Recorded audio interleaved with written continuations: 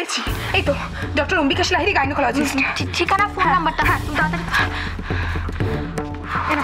লেখো লেখো লেখো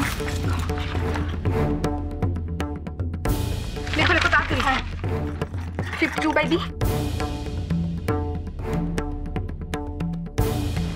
সল্ট লেক, পুরনি সল্ট লেক তো অনেক দূর।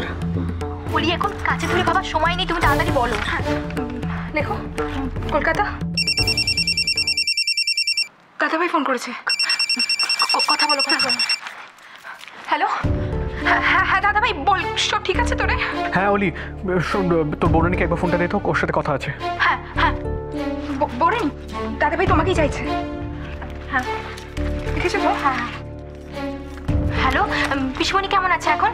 কিছু ঠিক নেই কনক, আমি জানি না, পিসমণি তো একই রকম আছে। মানে আর কি বলবো কনক, যে ডক্টর পিসমণিকে বাঁচাতে পারতেন উনি আজই আমেরিকা চলে যাচ্ছেন। অরূপ নিজের মতো চেষ্টা করছে, কিন্তু খবর এসেছে উনি আসতে পারছেন না। কখনো এতটা হেল্পলেস মনে হয়নি। এরকম একটা সিচুয়েশনে কি করবো আমার মাথায় কাজ করছে না। পিসু এতটা ভেঙে পড়েছে, অরূপ তো চেষ্টা করছে নিজের মতো, কিন্তু বৌরানী কি বলছে দাদা ভাই, পিসমণি ঠিক আছে তো? বাড়িতে কাউকে কিছু বলেছো? না বলিনি, ছোট মার সাথে কথা হয়েছিল, কিন্তু জিজ্ঞেস করলে কি বলবো। এখনই কাউকে কিছু বলো না। কিন্তু ছোট মা যদি পরে জিজ্ঞেস করে তাহলে কিছু তো বলতে হবে আমাকে। আমি ডাক্তারবাবুকে পাওয়া গেল কি না, ওখানের কি অবস্থা সেটা কাউকে বলার দরকার নেই, মাকে না কাউকে না।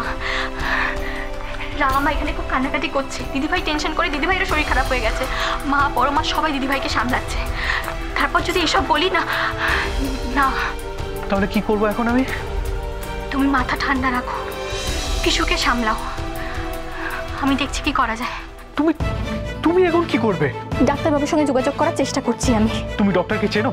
ডক্টর অম্বিকেশ লাহিড়ী।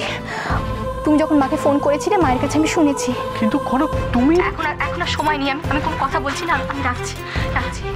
বৌরানী ওলি এখন আর কোনো কথা নয়, একদম সময় নেই, আমি বেরোচ্ছি, আমাকে ঠিকানা দাও। ভুল করেও বাড়িতে কাউকে কিচ্ছু বলবে না, কিচ্ছু না। হ্যাঁ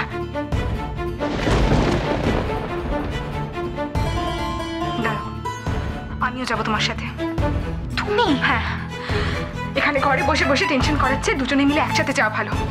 তাহলে তো হতেও পারে যে উনি কনভিন্স হয়ে গেলেন। বৌরানী,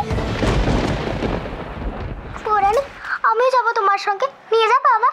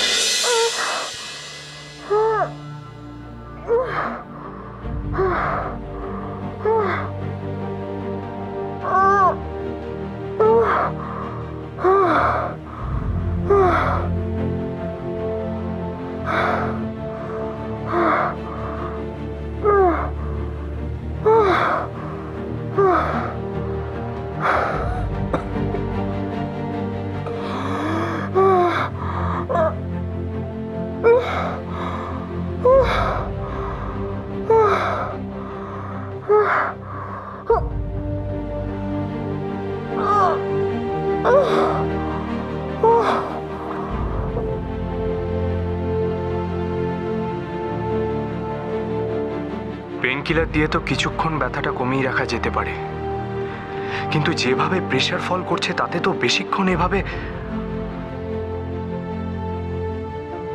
অপারেশন ইমিডিয়েট করা উচিত, অথচ ডক্টর লাহিড়ী আসবেন না। অন্য কোনো স্পেশালিস্টকে যোগাযোগ করে নিয়ে আস্তে আস্তে হয়তো অনেকটা দেরি হয়ে যাবে। তাহলে কি করা যায়? এখানে একজন গাইনি আছে, কিন্তু তিনি কি এরকম ক্রিটিক্যাল একটা কেস হ্যান্ডেল করতে পারবেন?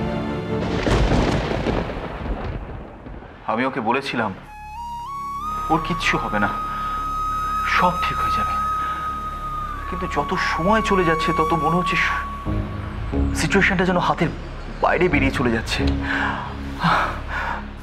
সাতকি, অভ্র, ওর যদি কিছু হয়ে যায় তাহলে আমার আমার আমার কথার আর কোনো দাম থাকবে না, জানো?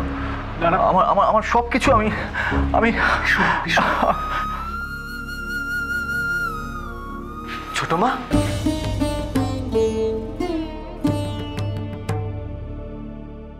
কি অবস্থা শ্রীপর্ণার? কোথায় আছে? পিসমণিকে ক্যাবিনে নিয়ে গেছে। অরূপ আছে, কিন্তু কি কিন্তু? ডক্টর লাহিড়ী জানিয়েছে উনি আসতে পারবেন না। আসতে পারবেন না মানে? পেশেন্টের এরকম কন্ডিশন জেনেও আসতে পারবেন না? আশ্চর্য তো। অরূপ বলছে এরকম একটা ক্রিটিক্যাল সিচুয়েশনে এই সময় যদি যদি উনি থাকেন তাহলে তাহলে একটা আশার আলো দেখতে পাই, না হলে এটার কোনো মানে নেই সাত্তকী। উনি ছাড়া কি আর কোনো ভালো গাইনোকোলজিস্ট নেই নাকি নার্সিংহোমে? ছোট বৌদি, আসলে সিচুয়েশনটা এমন যে অন্য কোনো ডক্টরের সঙ্গে আমরা যোগাযোগ করে উঠতে পারছি না, মানে কাউকে পাচ্ছি না। আমরা ট্রাই করছি। অরূপ তো বলছে উনি না থাকলে এটা হবে না। হ্যাঁ, দাদা আমি ওনার সঙ্গে একবার কথা বলছি। রিসেপশনে নিশ্চয়ই নাম্বার পাওয়া যাবে। আমি আসছি, 1 মিনিট। ছোট মা, তুমি বসো। না ঠিক আছে। আমার মনে হচ্ছে শ্রীপর্ণার এই ঘটনাটা হঠাৎ করে ঘটেনি। ওর আগে থেকে শরীরটা খারাপ ছিল, অথচ কাউকে কিচ্ছু বুঝতে দেয়নি। সেটা না করে যদি ও বলতো তাহলে আজকের এই এমার্জেন্সি সিচুয়েশনটা তৈরি হতো না। ইন্দিরা, হ্যাঁ দাদা। এতক্ষণ তো ফোনই ধরছিলেন না, বারবার ফোন করে যাওয়া পাওয়া গেল, কিছুতেই কনভিন্স করতে পারলাম না। ওনার নাকি ইউএসএতে কি কনফারেন্স আছে, এটা অনেক বেশি জরুরি। একটা মানুষের জীবনের থেকেও বেশি জরুরি? কি আশ্চর্য।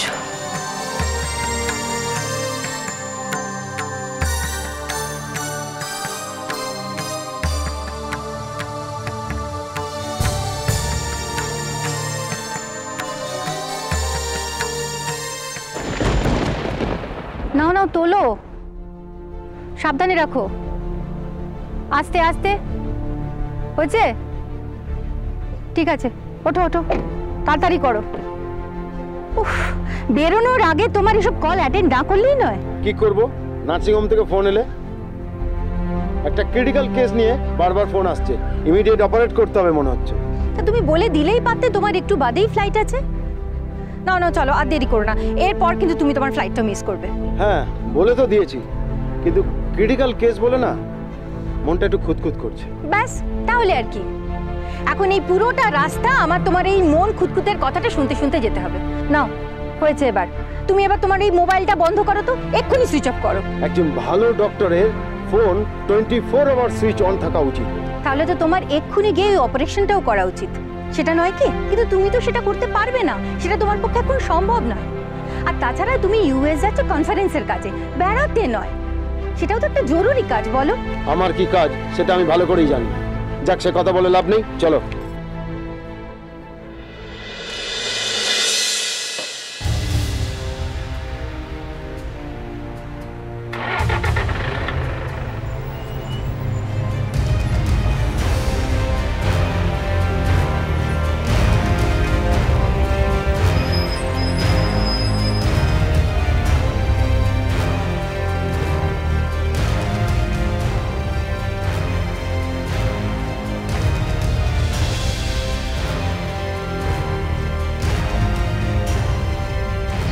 কাকে খুঁজছেন? কোথায় যাচ্ছেন?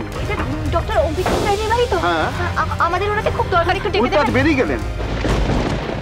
বেরিয়ে গেলেন? হ্যাঁ, উনি আজ বিদেশে যাচ্ছেন।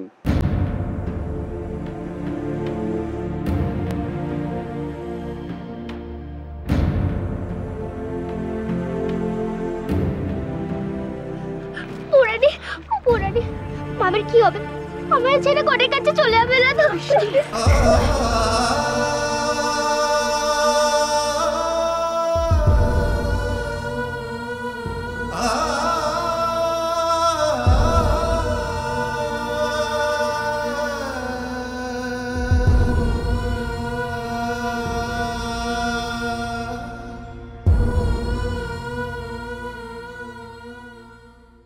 তুমি এত সহজে হাল ছেড়ে দিচ্ছ শ্রীপর্ণা?